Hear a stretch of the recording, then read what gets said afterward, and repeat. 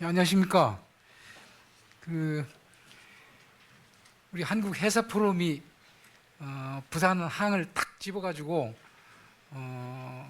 저 오랫동안 좀 끌고 오고 있는 경제력 강화 방안에 대해 가지고 BPA 진 실장님 오시게 해서 발표케 하고 또 이해관계가 있는 분들도 이렇게 참여케 해가지고 이제 토론을 하게 돼 있는데, 제가 지정 토론을 하시는 분을 소개하기 전에 토론을 좀 분명하게 좀 할 필요가 있지 않나 싶어가지고 제가 먼저 좀 한 말씀 좀 먼저 올리도록 하겠습니다.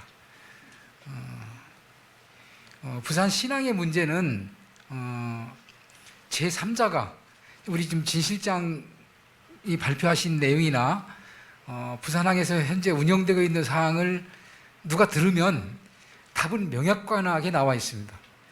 근데 그 답이 뭐 다른 경제 파트나 사회 파트 다 마찬가지인데 보편적 가치라고 우리 진 실장님이 발제한 내용을 전제로 하고 그 문제를 풀기 위해서는 이해관계자가 너무 많이 이제 얽혀 있고 또 이제 어찌 보면 이제 기득권이라고도 할 수도 있는데 그 내용을 조정하기가 어려워서 오늘까지 이제 발표를 했고, 제가 2015년서부터 18년도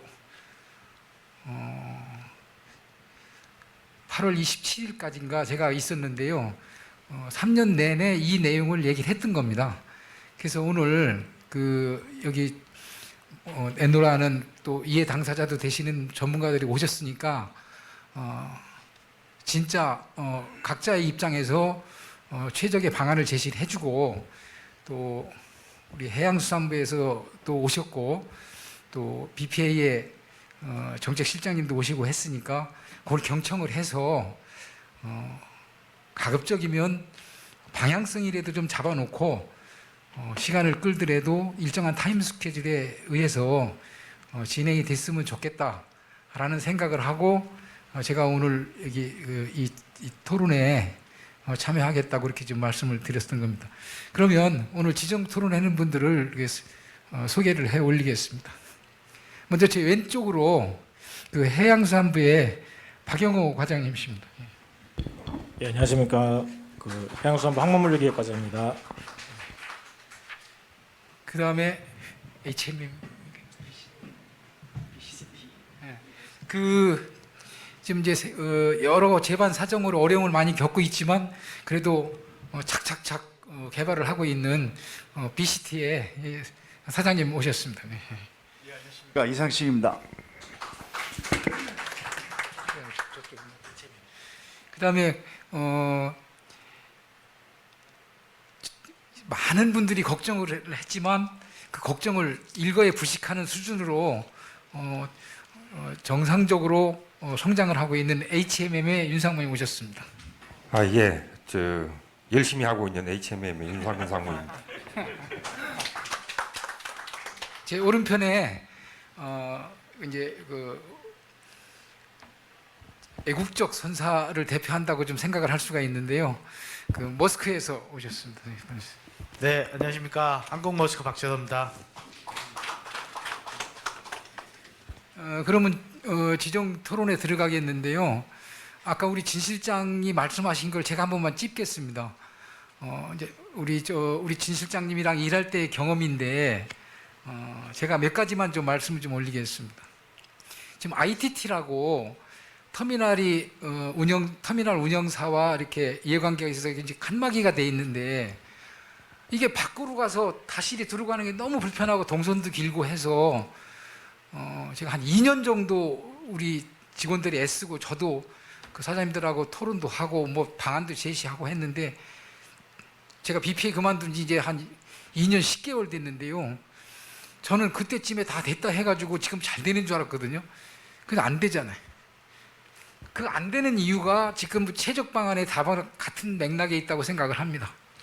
그래서 오늘 우리 해양수산부 당국자하고 BPA의 진 실장님은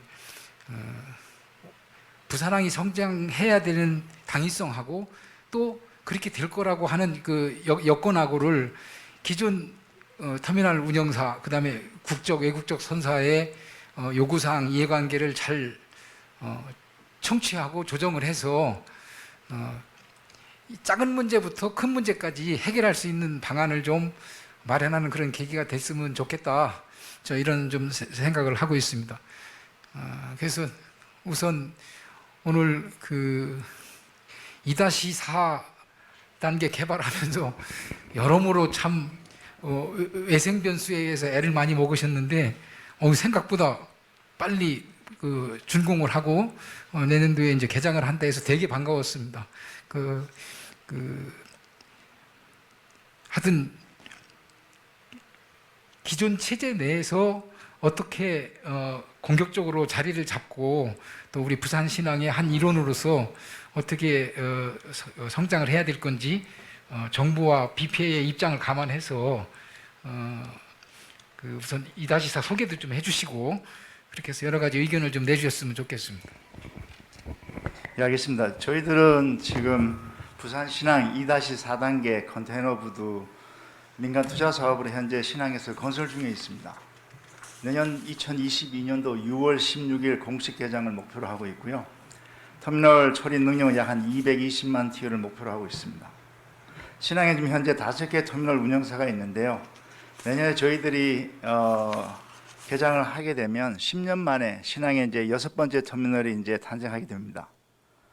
저희들 부산 컨테이너 터미널은 신항 남측 터미널 입구에 위치를 하고 있고 선서 길이는 1,050m, 그다음 수심은 18m입니다. 그리고 암벽 크레인은 11대로 해서 24열 작업이 가능하기 때문에 24,000 TU 선박을 제한 없이 처리 가능한 터미널이 되겠습니다. 특히 저희 터미널은 최첨단 자동화 터미널로 해서 한국에서는 처음으로 무인 암벽 크레인을 도입 운영할 계획입니다. 이 부분에 대해서 많은 관심을 부탁을 드리겠고요. 토론 안건으로서는 BP에서 추진하는 부산항 신항 운영사의 단계적 통합 추진에 대해서는 경제적인 관점이나 효율성 측면에서는 필요하다고 생각을 합니다.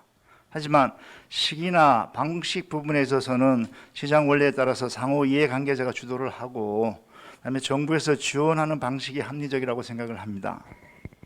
사실 부산항의 최대 약점은 여러 번 언급이 되었지만 ITT, 타부두 한적 비용입니다. 신항과 북항이 지금 현재 이원화가 되어 있고 현재 8개의 운영사 중에 북항의 3개사, 신항의 5개사의 운영사로 분리 운영함에 따라서 시설 전체를 지금 효율적으로 활용하지 못하는 한계도 있습니다. 사실 부산항 같은 경우에 한정 물량 기준에서 세계 2위의 수준인데 지난해 같은 경우에 부산항 전체 처리 물량의 55%인 1,200만 TU가 한정 물량이었습니다. 이 중에 17%는 약 200만 TU가 타부두 한정 물량이었습니다. 이로 인해서 ITT 발생 비용은 연간 500억 이상 발생하는 걸로 지금 추정을 하고 있습니다. 또한 이제 글로벌 항만의 처리 물동량 순위로 보면 사실 최대 수출국인 중국 항만이 10개 중에 7개의 위치를 다 차지하고 있지만 세계 2위 항만인 싱가포르 같은 경우에는 한정 물량이 86%입니다.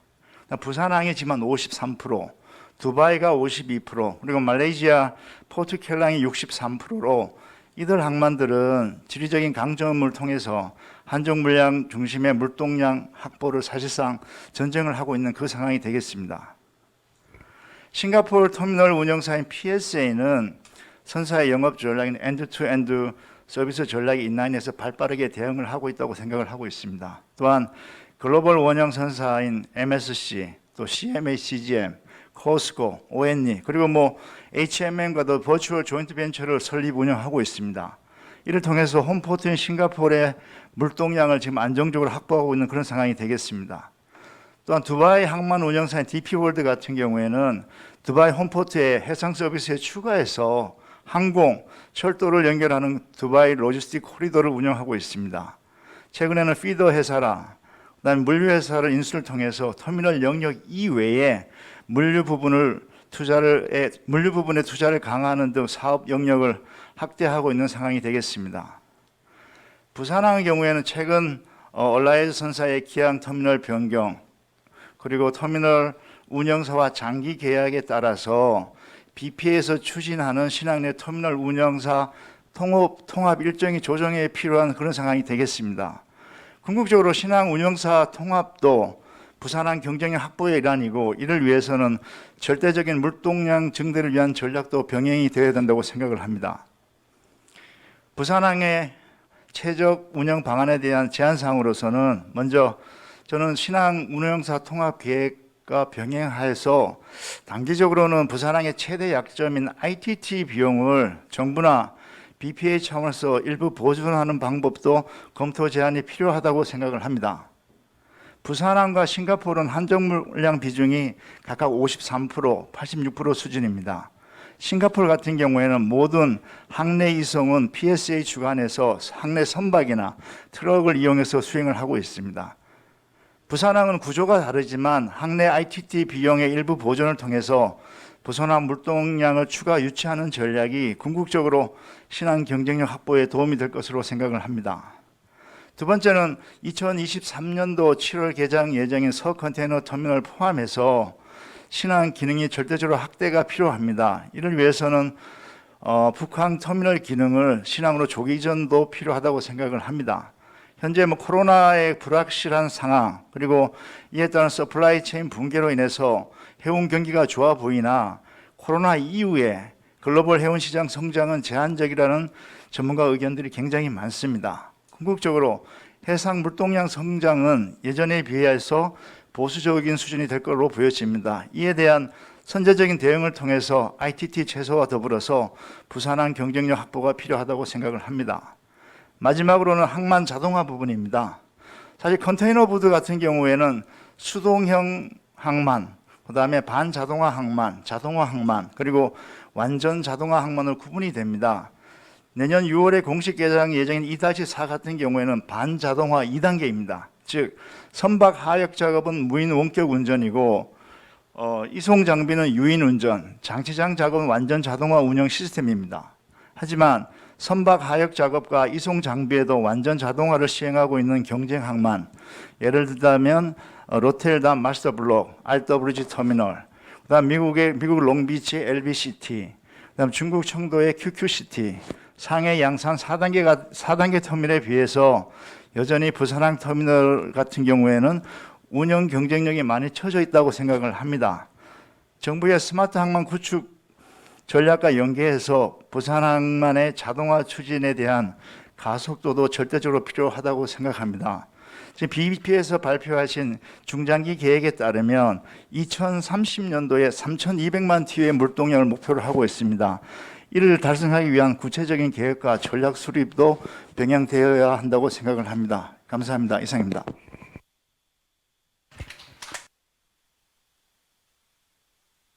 제가 양해를 좀 구하겠는데요.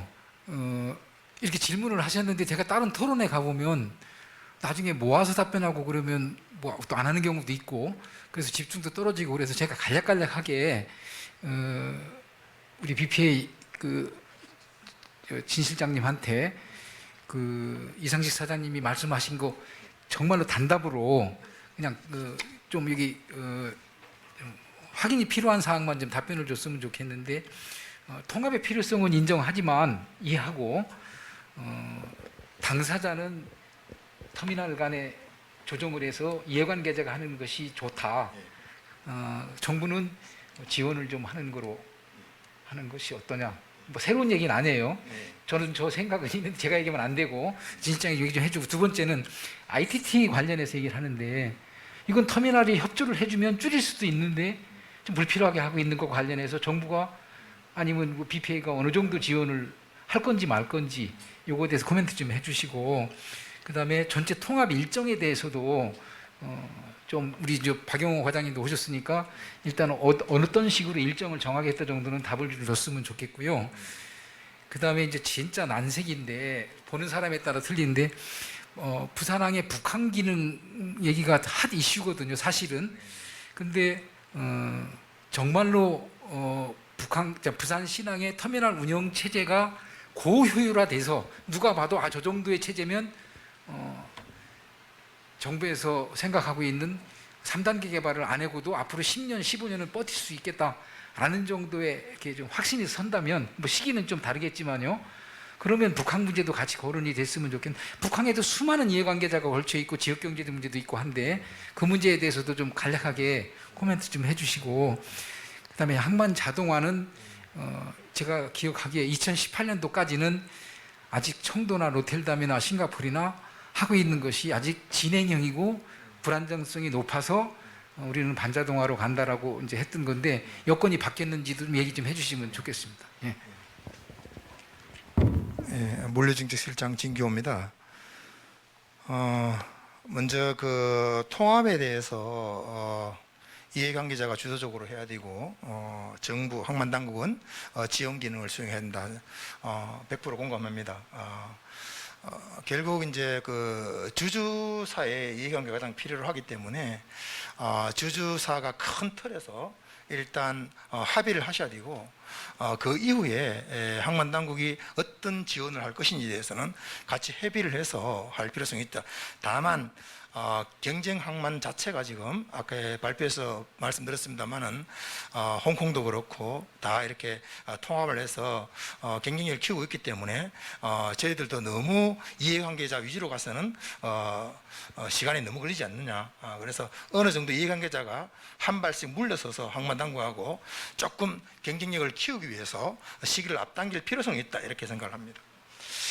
두 번째 ITT 문제를 말씀하셨습니다만은 실질적으로 신항에서 한 200만 TU 정도, 신항에는 한 100만 TU 정도입니다. 또 북항 신항 간의 물량, 북항 내에서의 ITT 물량, 이렇게 발생을 하고 있습니다. 그래서 부산항을 경쟁력을 저하시키는데, 그래서 실질적으로 2017년부터 인접 터미널 간의 게이트는 아닙니다. 통로를 다 만들었습니다. 만들고 보안성 평가도 하고 다 했습니다만은, 사실 인접 터미널 간에 이렇게 물량을 이동하는 거는 그렇게 많지 않습니다. 그래서 만약에 1부두 3부두를 이렇게 ITT를 하려고 그러면은 가운데 있는 PNC 타 터미널 통과해야 되지 않습니까? 이렇게 통과를 하게 된다 그러면은 그 터미널 안에 다양한 작업을 하는데 실제 방해가 될 수도 있습니다.